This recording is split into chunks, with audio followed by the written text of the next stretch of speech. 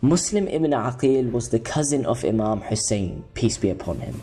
He was the son of Aqil ibn Abu Talib, peace be upon him, who was the real brother of Imam Ali, peace be upon him. He was known to being a famous warrior, and he had married Ruqayya, the daughter of Imam Ali, peace be upon him, who is Imam Hussein's sister from another mother. It is also narrated that he had 4 children. Abdullah, aged about 15 years, Muhammad, who was about 10 years old, Ibrahim, who was 8, and young Ruqayya, who was just 5 or 6. All these children had travelled with their parents and were in Mecca. Meanwhile, Imam Hussein, peace be upon him's caravan had left Medina on the 28th of Rajab 60 AH and had reached Mecca on the 4th of Sha'ban. Imam Hussein, peace be upon him, had not yet made up his mind on where to go.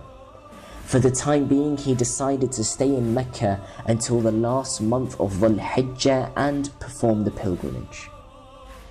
When Imam Hussein, peace be upon him, received so many petitions and messages from Kufa, he decided to send his cousin, Muslim ibn Aqil, peace be upon him, as his emissary to Kufa to study the situation there and report to the matters. Imam Hussein, peace be upon him, had asked Muslim to proceed to Kufa to ascertain the veracity of the thousands of letters written by the people of Kufa, as he was one of the most trusted people to Imam Hussein, peace be upon him, and reached it with some difficulty. He stayed within the house of the great warrior Al-Mukhtar, son of Abu Ubaidah al-Thaqafi. He wrote a letter to the people of Kufa and gave it to Muslim, peace be upon him. And in this letter, Imam Hussein, peace be upon him, said, "I am sending my cousin and one of the most trusted ones from my family, Muslim ibn Aqil, to report to me about your affairs. If his report agrees with what you have written, I will soon meet with you. You must be clear of the fact that the Imam is the one who follows the book of Allah only and serves Allah in all matters and affairs with justice, honesty and truth, and submits to the command of Allah." Muslim wrote to Imam Hussein, peace be upon him, about the warm welcome and the oaths of allegiance he received from most of the residents of Kufa. Muslim wrote confirming the need for Imam Hussein, peace be upon him, to come to Kufa for religious guidance of the Ummah. He sent the letters through Abis bin Shabib al-Shakiri and Qais bin Mushhir al-Sa'adawi and others.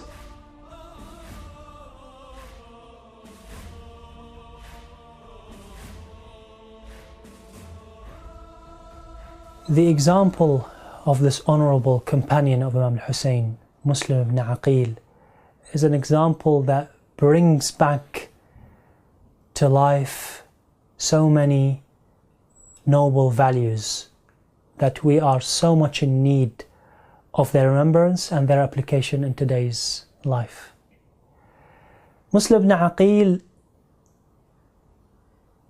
put himself forward to answer the call of his Imam when it was very obvious that the Imam al-Hussein left Medina with few companions compared to the Muslim Ummah and compared to the position of Imam al-Hussein, and left Mecca on the 8th day of the Hijjah and just before the peak of the Hajj season. Yet you would expect, for the position of Imam al-Hussein, that the whole of the Hajjij would leave their Hajj and follow the member of Ahlul Bayt, in which the Prophet has said, "Inni tarikum fikum al-thaqalain," I'm going to leave you 2 things that would protect your religion, the book and this man. Despite all this, Imam al-Hussein left with a small number of people. Muslim ibn Aqil was with him. He knew that his Imam wouldn't have, is not going to get the support that he needs, the support that he deserves. Despite this, he was so submissive and so obedient to his Imam that he accepted the duty, the role to be the messenger and the first to enter Kufa to prepare the people for the coming of Imam Hussein. the courage of Muslim, the obedience of Muslim, how submissive he was to his Imam, really puts every one of us into a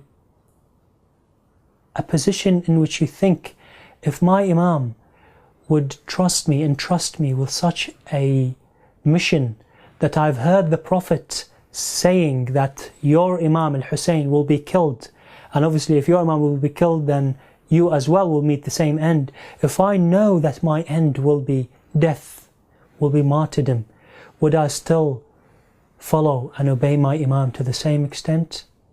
I think if we want people to remind us of the need to be at such caliber, it would be Muslim ibn Aqil.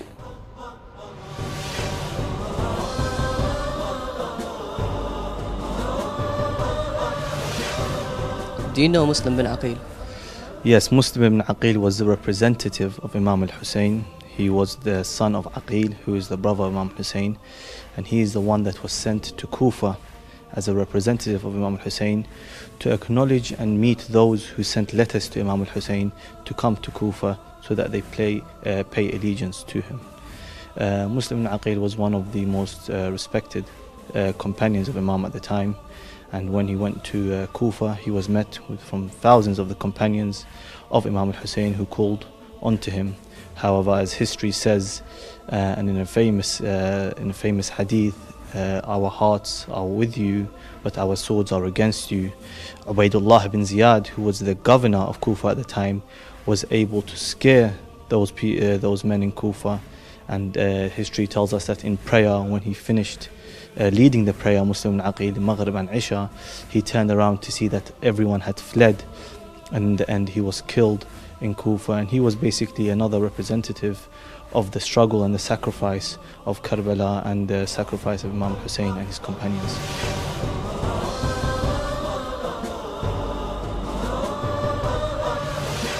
Muslim ibn Aqil was the cousin of Imam Hussein.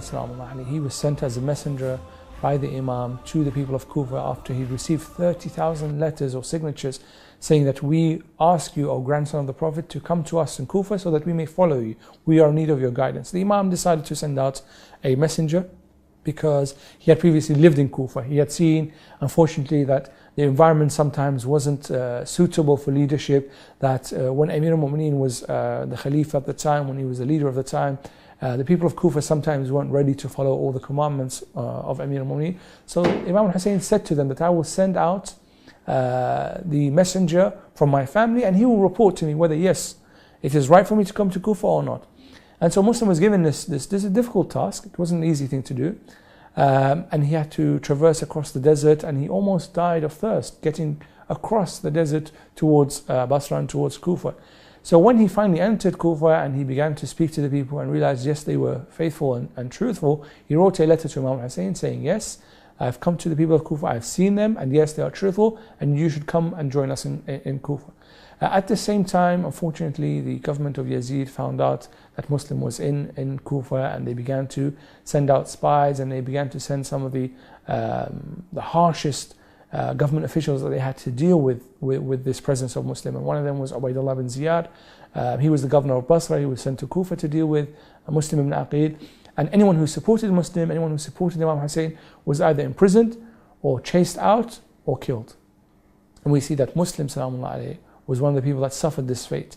He was taken as prisoner after a battle in the streets, and a trap was set for him, and he was taken and he was told, you must curse Imam Hussein, and he refused. He said, no, Imam Hussein is my leader, and if you're going to kill me, at least let me face towards Medina so that I can give my salam to the Imam Hussein. So up until the last minute, he was very clear that he was a follower of Imam Hussein, that he was there to lead people to follow Imam Hussein, and that his mission was never going to be changed, even though he was threatened with death, his family, his friends, the people of Kufa were being affected, but he was there to be clear about what his mission was, and that was to show people that Imam Hussein is on the path of right. If you're going to invite him in Kufa, you must be ready to die for him, as I am. And unfortunately, we read the stories of how the official at the time, Ubaydullah ibn Ziyad, dealt with him, the terrible words that he used with him, the manner in which he had him killed, and his body thrown over the rooftops and carried through the streets. We see that, alhamdulillah, the The person of Muslim ibn Aqil was not affected by death. He's still alive today. We hear about him, we hear about his mission to Kufa, we hear about what he said, we hear how heroic and brave he was in standing up to someone like Ubaydullah ibn Ziyad, who was terrifying the people of Kufa. So today when we look at Muslim, we can look at somebody who acts on behalf of the Imam, and we can say, actually, we want to be someone like this, that we want to be messengers for the Imam as well, the living 12th Imam, that we want to be messengers of Imam Hussein. We want to act as if we are Muslim ibn Aqil, sent to do a mission, go to cities, go to different countries, go to different lands, and act as if we are Muslim, and to preach the message of Imam Hussein salamullah.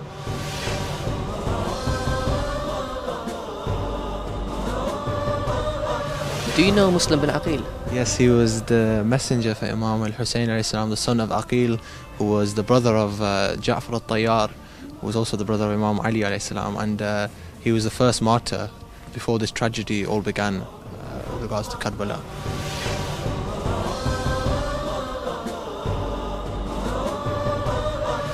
Muslim ibn Aqil, first and foremost, he came from a lineage which was close to Amir al-Mu'mineen.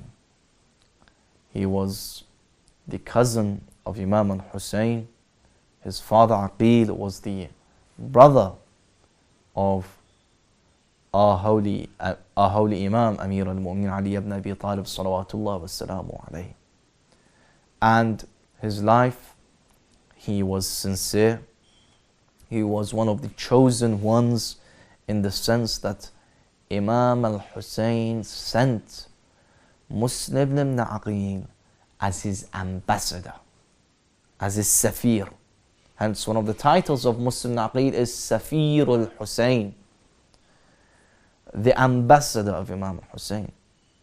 In the world today, when we have ambassadors, when we have those who are sufara or nuwab, they act and represent their leader, their government, or those who chose them.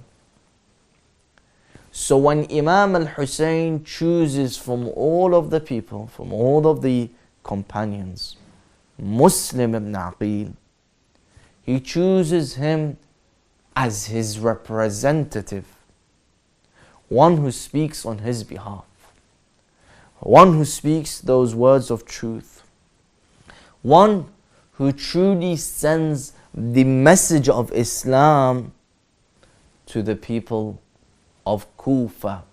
One, when people see the actions of Muslim Aqil, they ask Allah subhanahu wa ta'ala to bless Imam al-Hussein. And they truly understand what a great leader Imam al-Hussein was when they see the actions of, and the thoughts of, and the words of, and the teachings of Muslim Aqil. Muslim Aqil, who was sent by Imam al-Hussein to Kufa. At first, the people of Kufa gave their allegiance to him in their numbers. And then many of those people, the sincere ones, they were imprisoned, they were tortured, and those who were with Muslim Aqil, after a very short while of giving allegiance to him, were few and few in number. And Muslim Aqil, who was welcomed by many, after a very short while, was the gharib, the stranger of Kufa, such that he would be moving from one house to another, and he would be looking for one house to provide him with just some water. Just some water. A representative of Imam al-Hussein, a representative of the Imam of his time, is knocking on the door of the people of Kufa. And only one noble lady, she would not just provide him with water, but she would welcome him. This lady by the name of Tawa, she would welcome him, and she would offer her residence for him to pray. But shortly, Muslim Aqil was captured, and they tortured Muslim Aqil. Not only they killed Muslim Aqil, but they dragged his body through the alleyways in Kufa. And it was one of the most difficult moments for Imam al-Hussein to receive the message of the tragic martyrdom. And if we were to say that the companions who were martyred with Imam al-Hussein, the first and foremost was Muslim Aqil, who did not pass away and was not a shaheed of Imam al-Hussein in Muharram, rather nearly a month before Ashura, on the day of Arafah, on those days of Arafah, on those days of Hajj, the 9th of Dhul Hijjah, according to the narrations, Muslim Aqil became the first martyr, the first shaheed of Karbala, if we were to think of those who were with Imam al-Hussein, or those who represented the message of Imam al-Hussein. And he had two sons, those two noble sons who stayed on the path of their father and the message of Imam al-Hussein, who shortly after the martyrdom of their father, they also became the first ones who became also shaheed. They were also martyred in the month of Dhul Hijjah.